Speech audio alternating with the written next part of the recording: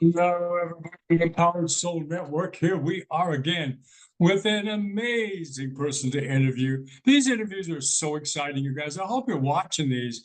Some great nuggets and gems, diamonds. It will inspire you, give you hope, give you a little direction. And this afternoon, we have Martie Smith. She is an amazing resilience ambassador. I love that name, Resilience Ambassador. She's going to help you move through resilience.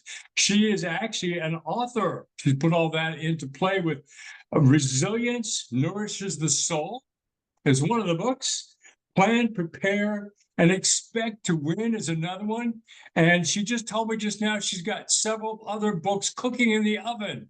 So be prepared to see lots of Martie Smith. Martie, welcome to Empowered Soul Network. Thank you, Paul, for having me. It's amazing to meet all these people. I never thought I'd be speaking about my story and sharing it with the world, but so much has happened, and I just turned 65, but what a way to become a senior citizen and feel 25. That just in and of itself is mind-blowing to me. Why? When I was young, at 7 years old, my mom said, "You were a mistake. We didn't plan you. We didn't want girls." And I'm like, okay, what do I do now? But that actually planted a seed in me that I didn't know quite what to label it other than stubbornness. Like I was going to prove to myself that I was worth something somewhere, somehow. So it made me very determined.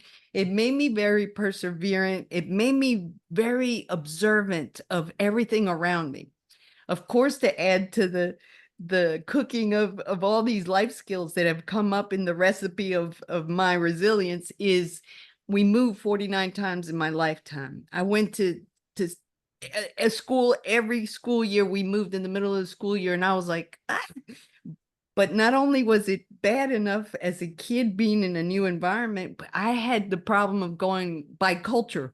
I was born in Colombia, South America, show up on the east coast of the map and say, okay, it's English. Okay, English, I can do English. And every time I'd get the hang of English, we'd go back to South America. I'd be a lost puppy. I was scared to speak Spanish because Spanish has a lot of dialects. And what means one fruit in one country can mean an insult in another. So I said, better I just not speak any Spanish at all.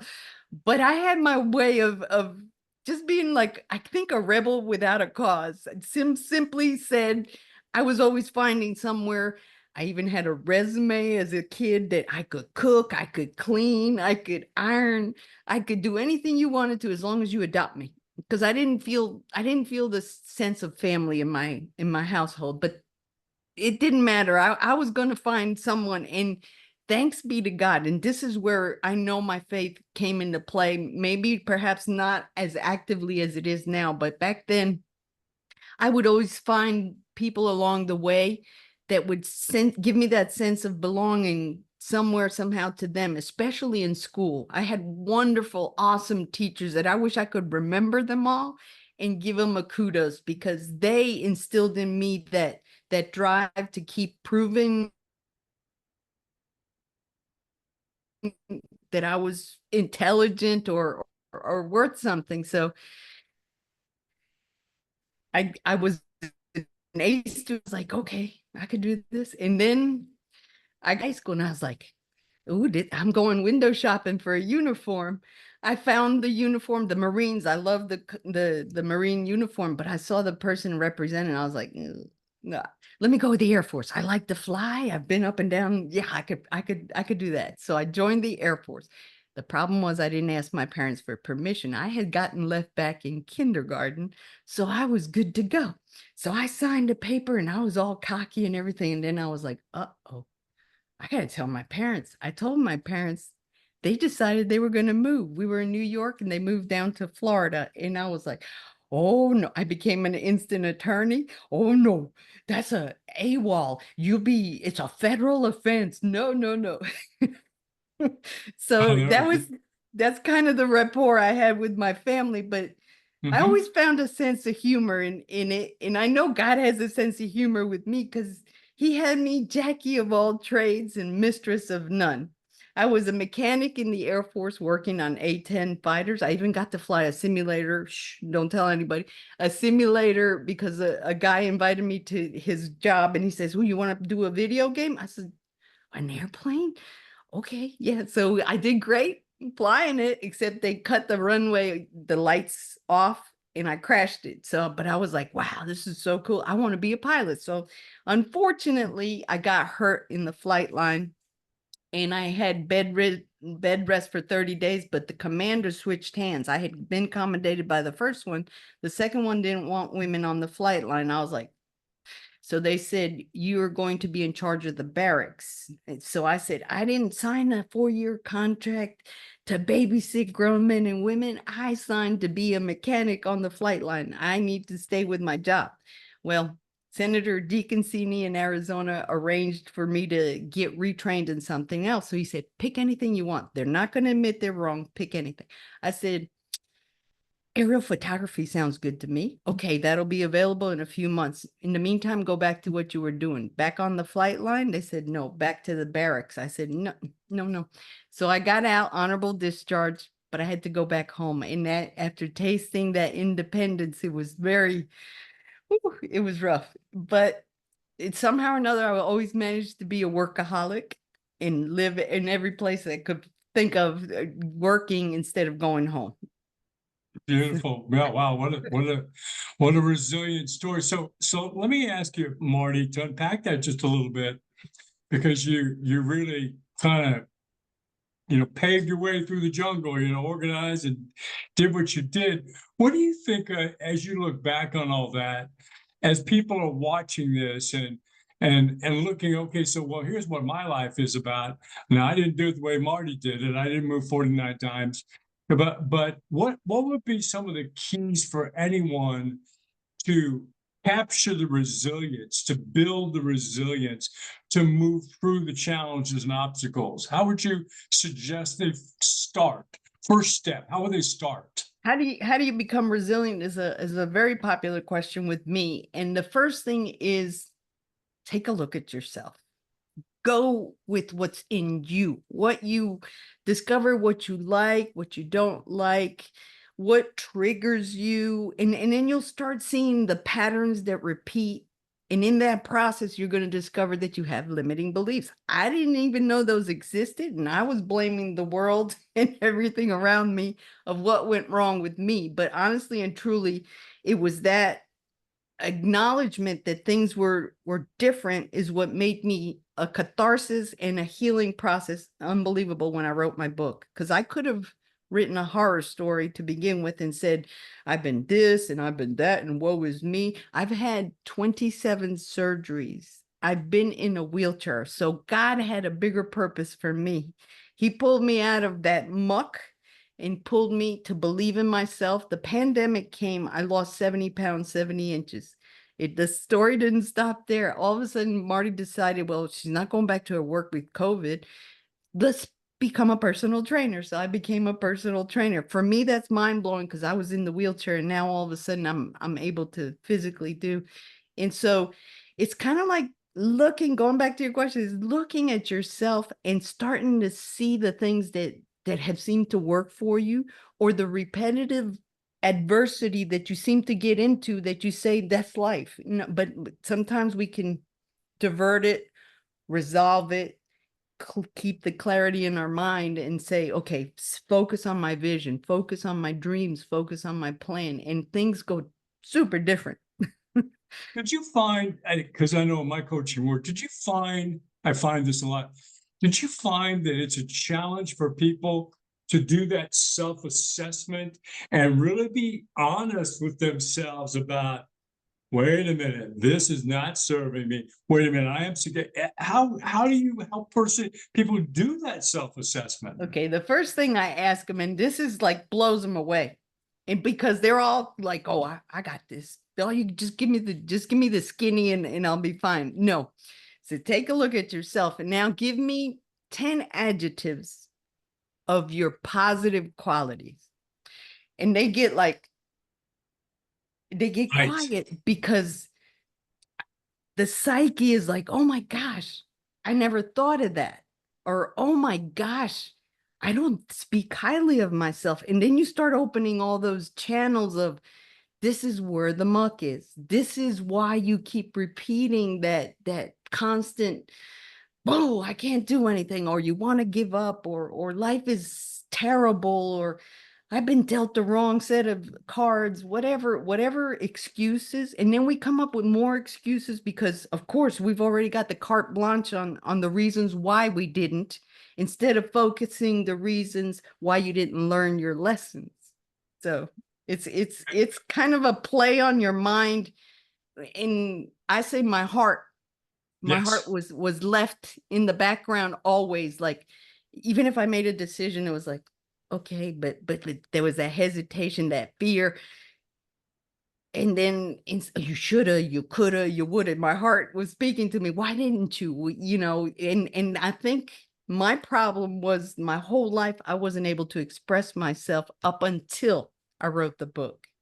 So I say when you express yourself, you dump a lot of that's constantly swimming in your head. If you're worried about being late, if your car broke down, if your kids fail in school, if this, if that, then how do you even focus on what's in front of you? You can't. It's impossible. And I know the mind is a wonderful thing, but it'll go crazy if you focus on all the stuff that you have to do instead of going baby steps, one step at a time at your pace with your rhythm. It keeps your body calm, it releases the stress, and there's all kinds of things that can beef that up, but that's a little bit of.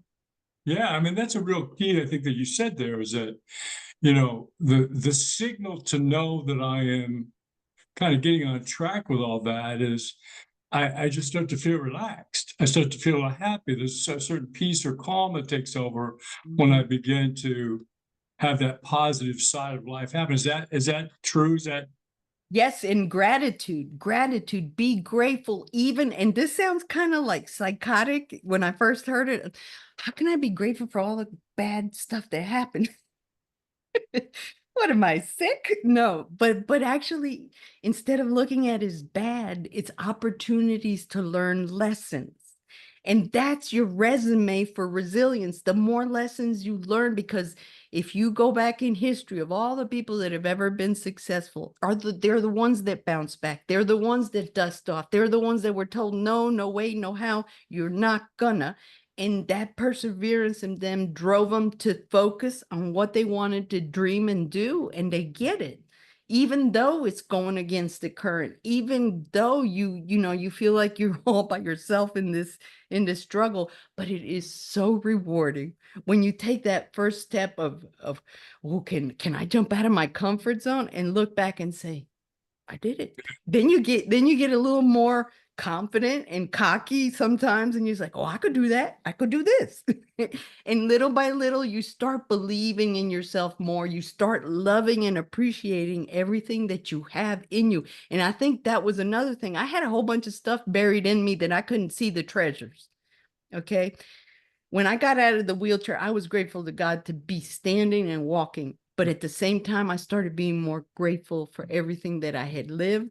And at the same time, I wanted to express that joy. It's like all of a sudden you get an overdose of joy because you are grateful, and you just want to, it oozes out of you, and you just want to dump it on everybody and say, here, feel this way for 5 minutes. You're going to like it. You're going to continue to persevere to do it that way. But I wish I could. I wish I could, because that's all we need. And life is simple. We yeah. complicate it to smithereens. We do. Yeah. We So over one we of the over things I heard you say, again, a little bit in between the lines, but also overtly, is that you found the help. You Mhm. found the help along the way, including God or the universe, spirit, or whatever anybody calls that. You resonated with that, and then people helped you physically get back in shape, and right, that being willing to ask for help because so many people try to do it alone. And that's the thing, is God didn't put us here by ourselves. We are here to coexist. We are here to share our uniqueness. And that's something that should be taught from kindergarten on. It's like you have something. it's specifically to your essence to offer the world. If you don't know what it is, you have to kind of try and fail at the things around you, and then you'll start discovering, oh, I kind of interested in that. But that's why it's so important to enhance your whole appreciation of creativity. If you Yeah. if you read, if you write, if you draw, if you listen to music, you start getting more mellow about the beautiful things in life, and that fills your energy level to want to pursue what your dreams are, what your vision is. So So anyway, yeah, I mean, this is awesome, awesome conversation. You're giving me goosebumps. I get goosebumps a lot, but this is a goosebump interview here again. So you moved 49 times out of mhm, your 65 years. And by the way, happy birthday. Yay. thank you. Congrats. AARP folks, we're in the We're flow here, kicking baby. butt. So there was constant change in Oof, your life. You know, no way to really put roots in there when right. things are changing like that.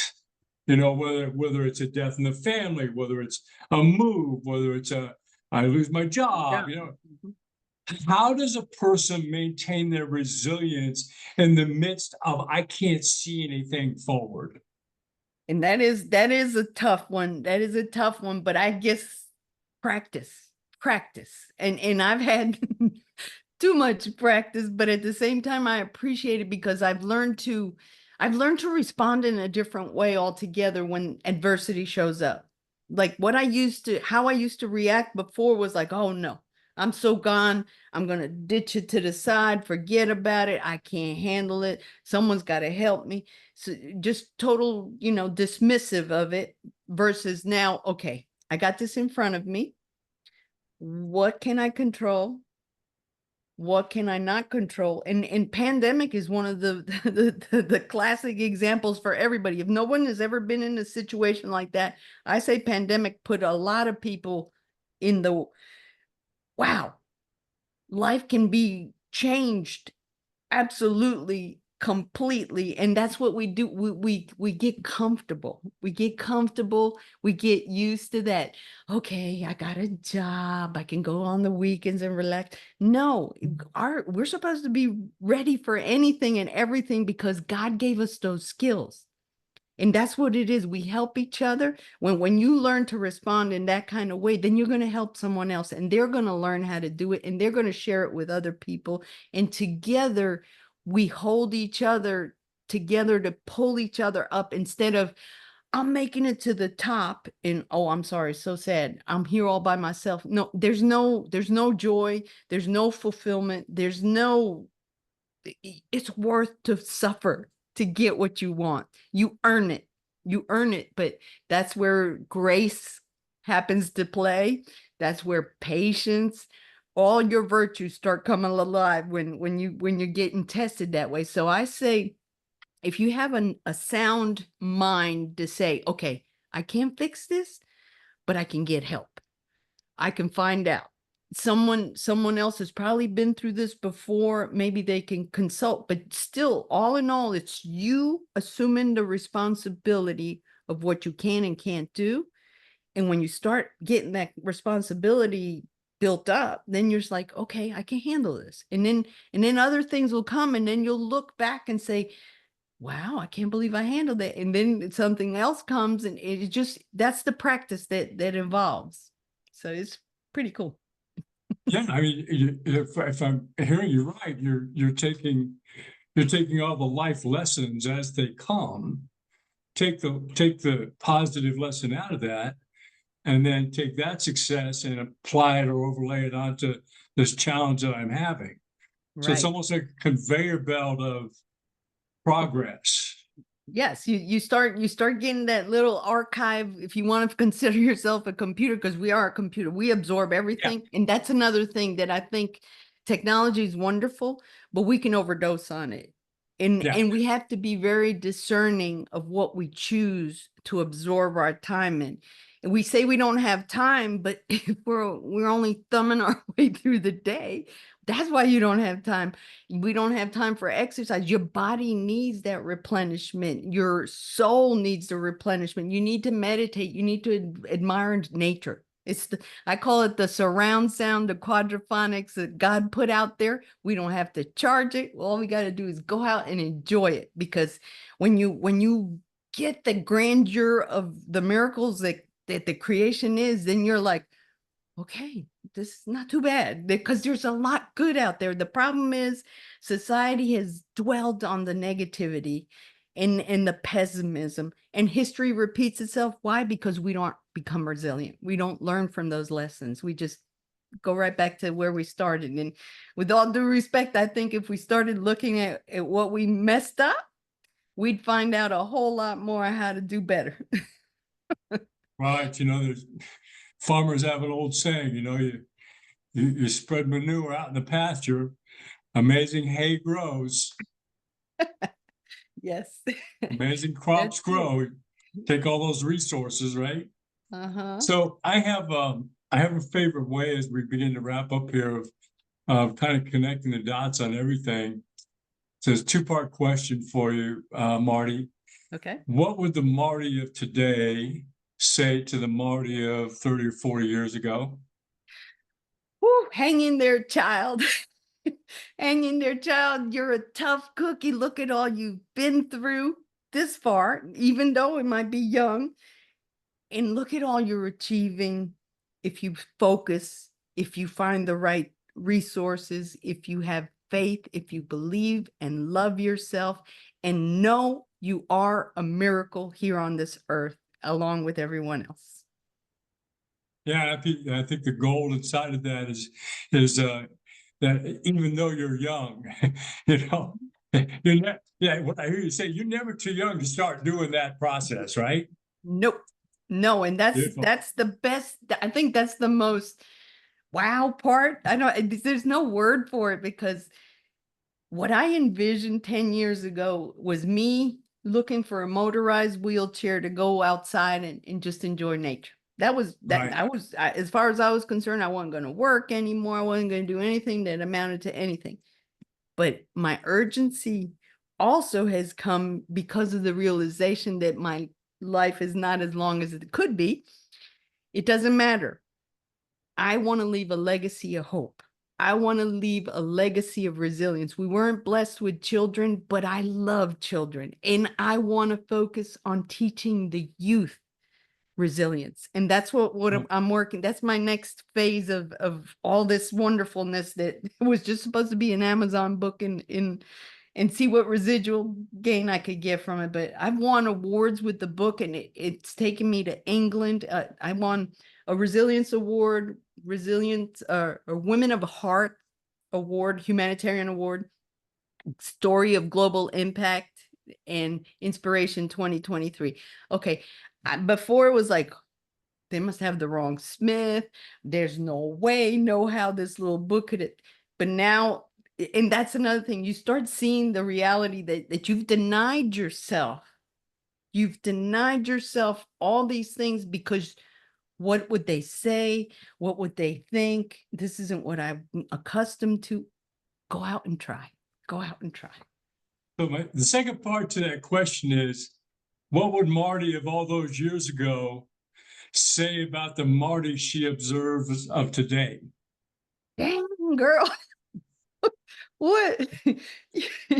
You became a Jackie of all trades and mistress of none, and look at you, and you can't stop smiling. People think you're drunk, but okay, I like it. I like it, and that is true. I never smiled this much when I was young, never.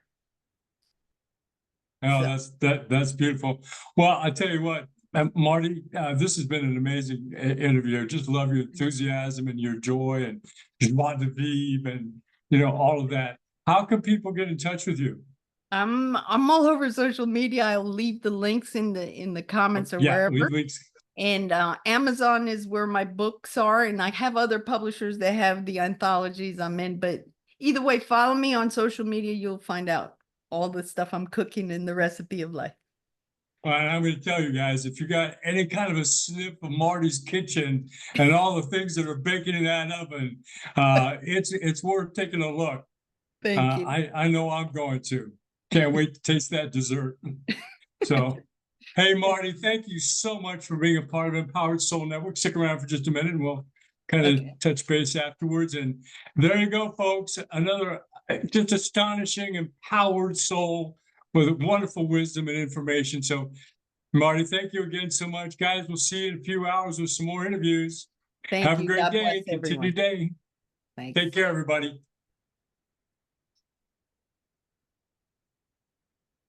Was it good? Did